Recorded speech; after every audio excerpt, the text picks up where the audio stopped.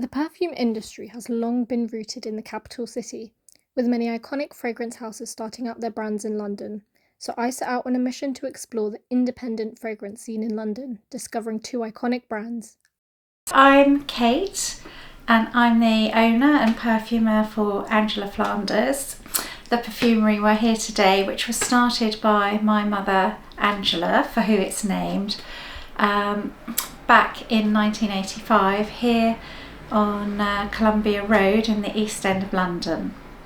So it's a flower market on a Sunday if you're not familiar with the road, and I think that probably was part of what inspired her journey and began our journey into fragrance.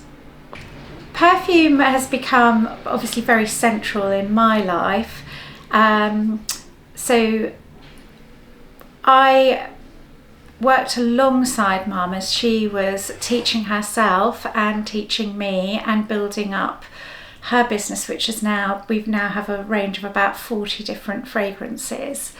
And so I think it becomes very captivating. And I think once you begin to get involved in the world of fragrance, whether it's just you have a great appreciation of perfumes or whether you begin to get involved in maybe creating them, it's a very captivating subject. And I think once you really delve in and get started, it's something that you find you kind of can't leave behind.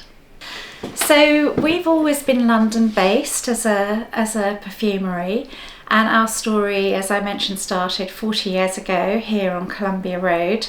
And so our very kind of our brand and our concept really grew out of being here in this particular place.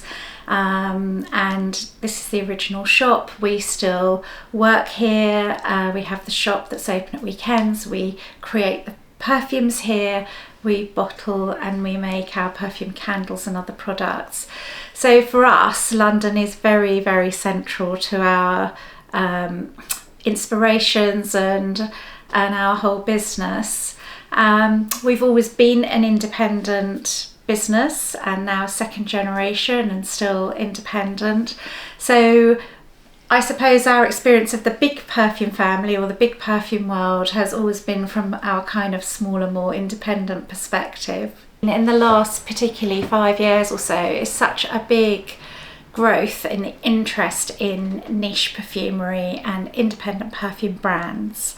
I think the consumer has also got captivated with fragrance, and I think they are seeking out something that is a little bit different or that you don't see everywhere.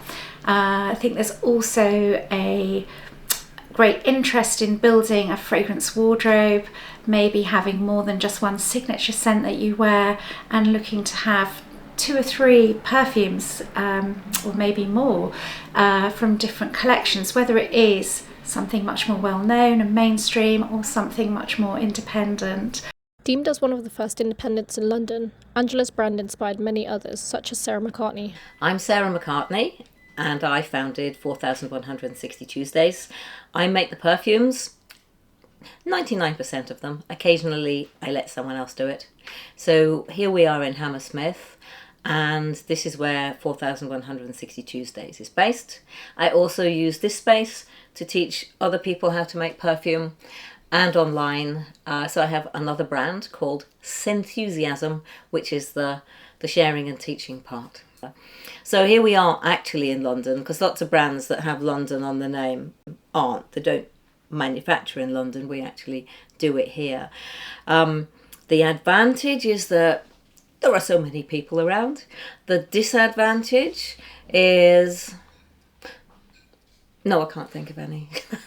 I didn't do that whole let's make perfume out of petals in the garden thing. I just wanted to make magic potions to make interesting things happen. So I think I've come to that really, that fragrance for me is I can evoke a place or a time, or both a place and a time, and put it into a bottle and let it free, and then that atmosphere becomes that place and time for somebody else who then walks through it. So I like the way fragrance can evoke other places, whether they're real or imaginary or future or past. I see it as my way to bring my imaginings to reality.